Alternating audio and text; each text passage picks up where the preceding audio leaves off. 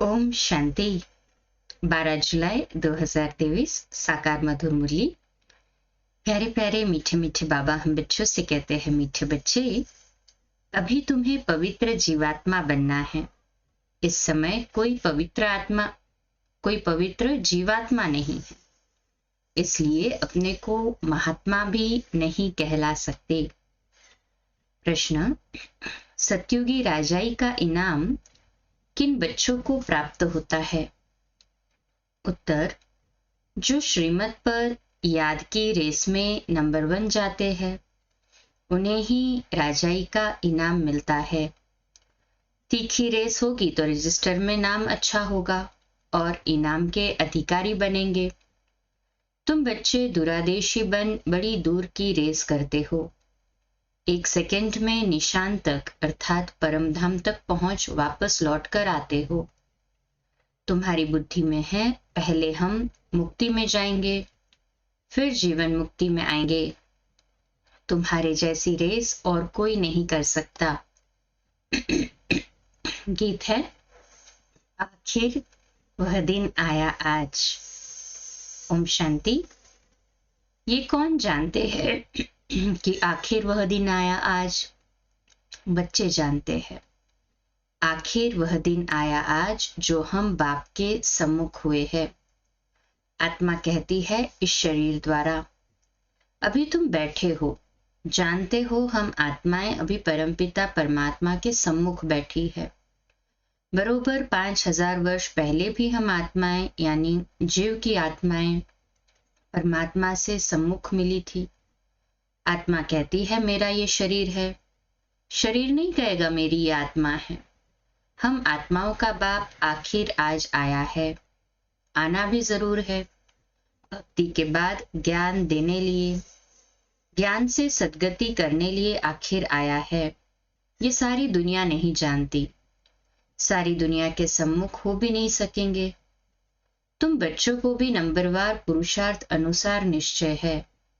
पहले तो आत्मा निश्चय करते हैं, फिर निश्चय करते हैं कि हमारा बाप फिर से आया हुआ है। तुम समझते होंगे ऐसे सब निश्चय करते हैं, परंतु ऐसे भी नहीं है। ये ऐसा विचित्र है जो घड़ी घड़ी भूल जाता है। हम आत्मा हैं, परमपिता परमात्मा के सम्मुख है, ये भी भूल जाते हैं। ये तो दुनिया भी जानती है। पतित जीवात्माओं को पावन बनाने परमपिता परमात्मा आते हैं। जीव आत्माएं आत्माओं को पवित्र बनाने नहीं आती। सभी जीवात्माएं हैं, परमपिता परमात्मा एक ही है। उनको जीव नहीं कहेंगे क्योंकि उनको कोई स्थूल सूक्ष्म शरीर नहीं है। ये बाप बैठ समझाते हैं। समझ रहे हैं ना हम सभी ध्यान से? कहे हाँ जी बाबा। तुम जो भी नामधारी देखते हो, ब्रह्मा विष्णु शंकर का चित्र देखते हो, वे सूक्ष्म वतन में रहते हैं।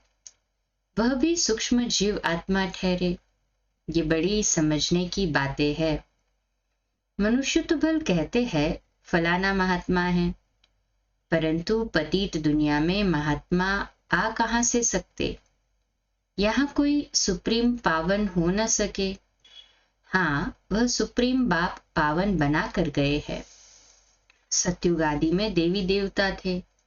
ये तो जरूर समझेंगे कि पवित्र आत्माएं थी।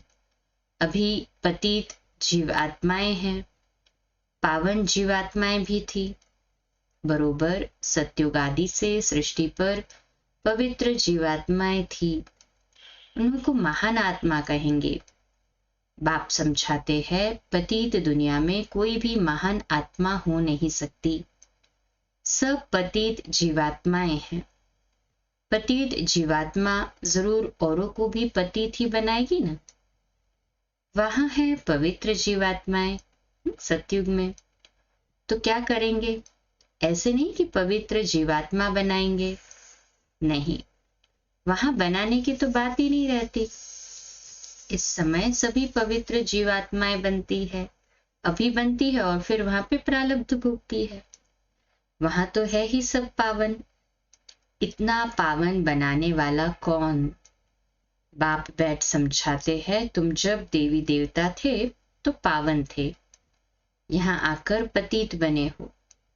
ये है ही पाप जीवात्माओं की दुनिया। अक्षर बिल्कुल क्लियर समझाना है।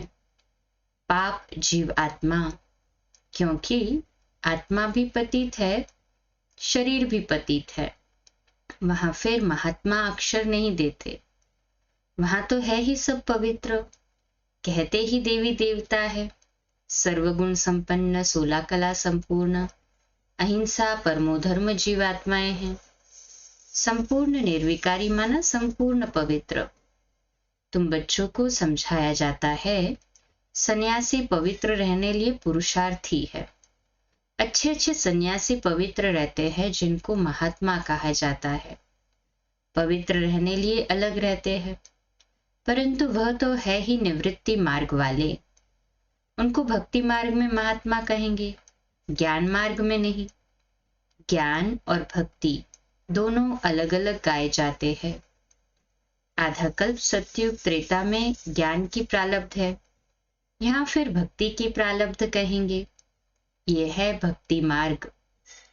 पहले भक्ति भी अव्यभिचारी होती है, फिर अंत में तमोप्रधान व्यभिचारी भक्ति होती है। अभी व्यभिचारी भक्ति का अंत होना है, तब बाप आए हैं। बाप एक ही बार आकर ज्ञान से आधा कल्प के लिए तुम्हारी प्रारब्ध बनाते हैं। तुम नंबर 1 पुरुषार्थ करते हो। कोई तो राजा रानी बनते हैं, कोई फिर प्रजा व दास दासी बन जाते हैं, क्योंकि राजधानी स्थापन हो रही है। तुम अब दुरादेशी बुद्धि बनते हो। दुरादेशी बुद्धि को त्रिकालदर्शी कहा जाता है। जिन्हें तीनों लोकों तीनों कालों का ज्ञान है, उन्हें त्रिकालदर्शी कहा जाता है। तुम अब तीनों लोकों को जानते हो, मूल वतन, सूक्ष्म वतन और स्थूल वतन। 3 लोक हुए ना। तुम अब दुरादेशी बन गए हो। तुम्हारी बुद्धि आदि से अंत तक जाती है, नंबरवार पुरुषार्थ अनुसार। कोई कमजोर होते हैं तो रेस में पीछे रह जाते हैं। ये तो बहुत बड़ी दुरादेशी रेस है।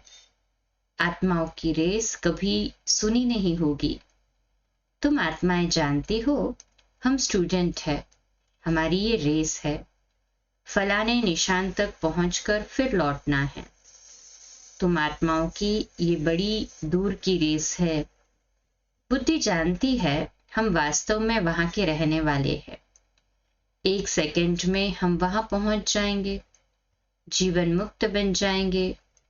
हम असुर परम धाम के निवासी है। यथार्थ रीति बुद्धि जानती है, हम परम धाम जाएंगे फिर आएंगे। जैसे रेस में निशान तक पहुंचकर फिर लौटते हैं, हम भी बाबा के पास जाएंगे फिर वापस आएंगे। अब आत्माएं रेस सीख रही है। तुम सबको कहते हो मन मना भव। बुद्धि का योग अपने बाप और परम धाम से रखो, जहां तुम अशरीरी रहते हो। ये सिर्फ तुम्हारी बुद्धि में ही यथार्थ रीति है। तीनों कालों तीनों लोकों की नॉलेज तुम्हारी बुद्धि में है। 84 जन्मों का ज्ञान और कोई में नहीं हो सकता। तुम जानते हो, हमको इस छीछी दुनिया से, छीछी शरीर से मुक्त होकर जाना है। हम जा रहे हैं। बाप रोज ये रेस सिखलाते हैं। तुम्हारी रेस अविनाशी है। बाप को जितना जास्ती याद करेंगे, उतना तुम्हारा रजिस्टर में नाम अच्छा रहेगा। कहेंगे इनकी बुद्धि की यात्रा बहुत तीखी है। याद से ही विकर्म विनाश होंगे, डबल अंडरलाइन। याद नहीं करते हैं तो विकर्म विनाश न होने के कारण पिछाड़ी में रह जाते हैं। प्रजा व दास दासी बनना ये कोई प्राइज नहीं है। नर से नारायण, नारी से लक्ष्मी बनना, इसको इनाम कहा जाता है। सभी इसी इनाम के लिए पुरुषार्थ कर रहे हैं ना। कहें हाँ जी बाबा। बाप राजाई का इनाम देते हैं। अगर उनकी मत पर चल दौड़ी लगाई तो कोई तो 2 कदम भी दौड़ी नहीं लगाते हैं। अगर प्रजा वाले होंगे तो बिल्कुल कम दर्जा पालेंगे, यहाँ रहने वाले भी होंगे तो भी राजाई में बहुत कम पद पाएंगे। तुम्हारी कितनी विशाल बुद्धि हुई है। अब बेंगलोर मद्रास के बच्चे बैठे हैं, उन्हों को फिर मद्रासी भाषा में कोई बैठ समझाए। हमारी भाषा तो हिंदी है, कल्प पहले भी ऐसे समझाया होगा। कहेंगे भगवान सब भाषाएं क्यों नहीं जानते, परंतु ड्रामा में है नहीं। ड्रामा में होता तो मैं सब भाषाओं में भाषण करता। समझो भिन्न भिन्न भाषाओं वाले बैठे हो तो क्या हम सब भाषाओं में बैठ बोलूंगा क्या? ये तो हो नहीं सकता। एक दो को भी कहाँ तक सुनाएंगे। घमसान हो जाए तो समझाना चाहिए। बाबा ने कल्प पहले जिस भाषा में समझाया था उसी भाषा में समझाते हैं, इसलिए हिंदी का जोर है। अंग्रेजी भी जरूरी है क्योंकि इन्हों का कनेक्शन अंग्रेजों से जास्ती है। साकार मुरलियां 1936 से जब चली तब ब्रिटिशर्स अर्थात इंग्लिश का राज्य था ना, तो बाबा कहते हैं इन्हों का कनेक्शन अंग्रेजियों से ज्यादा है, इसलिए अंग्रेजी भी जरूरी है। रशिया अमेरिका आदि की भाषा अपनी अपनी है एक ही धर्म वाले क्रिश्चियन, परंतु भाषाएं बहुत है। यहाँ भी है सब भारतवासी आदि सनातन देवी देवता धर्म वाले, परंतु अपने धर्म को भूल गए हैं। भाषाएं कितनी हो गई है, सब मिक्सचर है। जिसकी जो भाषा है उसमें फिर उनको सुनाना है। इसमें भी बड़ा होशियार चाहिए जो समझकर और समझाए। साथ ही ऐसा साथ लाना चाहिए जो एक्यूरेट समझा सके। ये है सबसे बड़ा चैतन्य तीर्थ। वह सब है जड़ तीर्थ। साधु संत महात्मा सब वहां जाते हैं, बहुत दूर दूर जाते हैं। जो भारत को पावन बनाकर गए हैं उन्हों के मंदिर में जाते हैं। ये भी समझने की बातें है ना। बाप कहते हैं झाड़ की टाल टालियां पत्ते उसका विस्तार कितना समझाएं। तुम तो समझ गए हो, ये छोटे छोटे टाल टालियां हैं। टाली में भी कितने पत्ते होंगे, अतः मठपंथ है। तुम्हारा धूर तो कितना बड़ा होना चाहिए, कितने पत्ते होने चाहिए। आदि सनातन देवी देवता धर्म सतयुग से लेकर चला आया है, तो हिंदू कितने होंगे, परंतु हिंदू भी नहीं रहे और धर्मों में कन्वर्ट हो गए हैं। ये है कल्प वृक्ष। शुरू में आदि सनातन देवी देवता धर्म वाले थे। हिंदू कहलाने वाले भी वास्तव में है तो आदि सनातन देवी देवता धर्म के, परंतु कन्वर्ट हो गए हैं। बाप कहते हैं मैं आकर फिर उस देवी देवता कहलाने वाले धर्म की स्थापना करता हूँ। सभी उसी को स्थापना में लगे हुए हैं ना। कहे हाँ जी बाबा। जो कन्वर्ट हो गए हैं वही फिर से आकर वर्षा लेंगे। जब देवी देवता कहलाने वाला एक भी नहीं रहता है तभी बाप आते हैं, आकर समझाते हैं। तुम्हारे जड़ यादगार खड़े हैं। क्राइस्ट आते हैं तो उनके धर्म की चर्चा आदि होती नहीं। यहाँ तो अभी भी देवताओं के मंदिर आदि निशानी है। तुम्हारा जब राज्य होगा तो क्राइस्ट आदि का नाम निशान नहीं होगा। यहाँ तो सभी का नाम निशान है।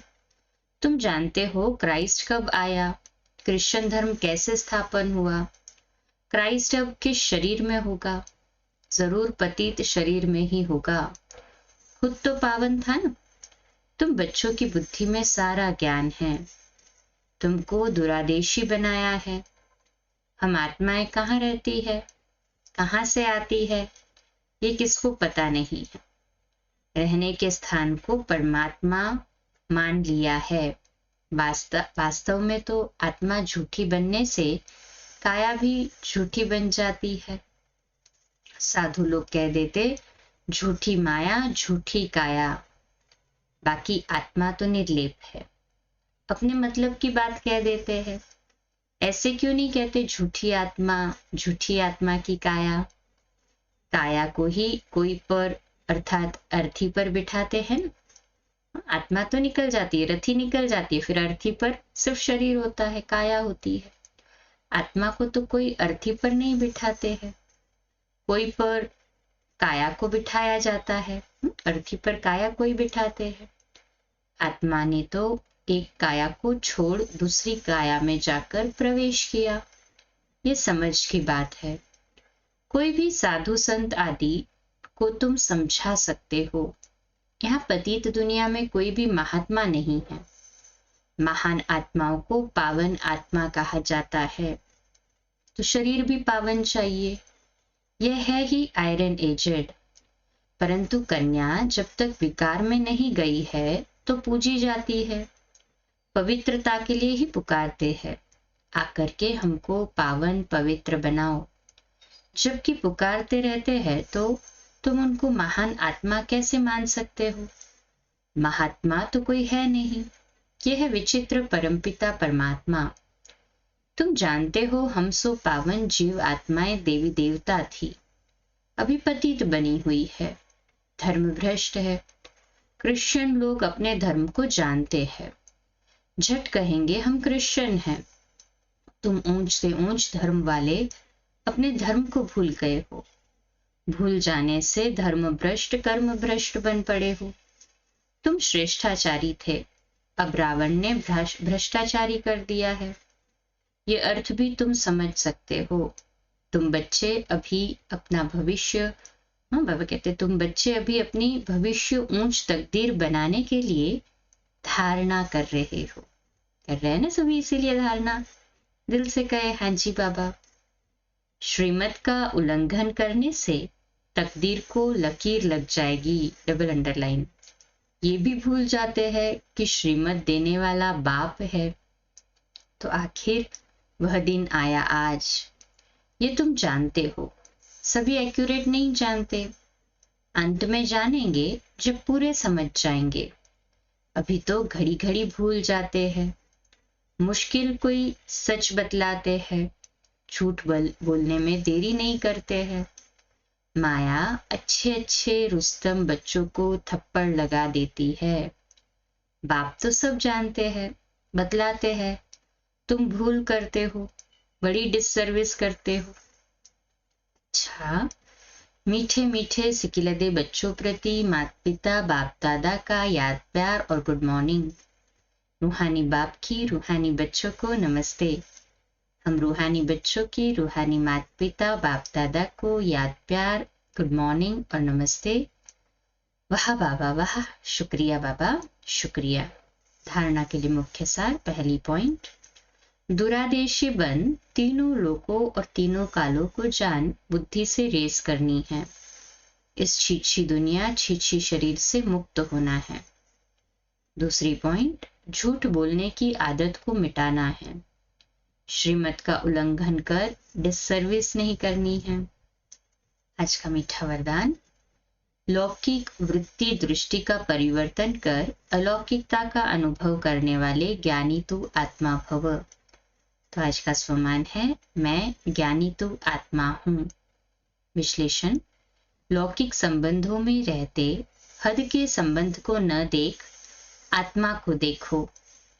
आत्मा देखने से या तो खुशी होगी या रहम आएगा। ये आत्मा बेचारी परवश है, अज्ञान में है, अनजान है। मैं ज्ञानवान आत्मा हूँ, तो उस अनजान आत्मा पर रहम कर अपनी शुभ भावना से बदल कर दिखाऊंगी। अपनी वृत्ति और दृष्टि को बदलना ही अलौकिक जीवन है। जो काम अज्ञानी करते वह आप ज्ञानी तो आत्मा बाबा कहते जो काम अज्ञानी करते वह काम आप ज्ञानी तो आत्मा नहीं कर सकते। वो तो परवश है ना बेचारे, तो हम कैसे उनके, वो क्रोध कर रहे हैं, परवश है, तो हम भी क्रोध करें, तो हमें और उनमें क्या अंतर? तो विशेष डबल अंडरलाइन, जो काम अज्ञानी करते वह आप ज्ञानी तो आत्मा नहीं कर सकते। आपके संग का रंग उन्हें लगना चाहिए। हमारा संग इतना श्रेष्ठ हो, हमारी स्थिति इतनी शक्तिशाली हो कि हमारे संग का रंग उन्हें लगे। स्लोगन, अपने श्रेष्ठ कर्म से विश्व पिता का नाम बाला करना ही विश्व कल्याणकारी बनना है। अच्छा, कम बोलो, धीरे बोलो, मीठा बोलो, सत्य बोलो, सोच समझकर बोलो। निमित्त भाव, निर्माण भाव, निर्मल वाणी। आज का नया दिन आप सभी को मुबारक हो, मुबारक हो, मुबारक हो। शुभ दिवस। आज रात्रि क्लास अव्यक्त वाणी पर 8:45 बजे, कल सुबह अमृत वेला 3:30 से 4:30 और प्रातः मुरली क्लास 4:45 बजे। ओम शांति।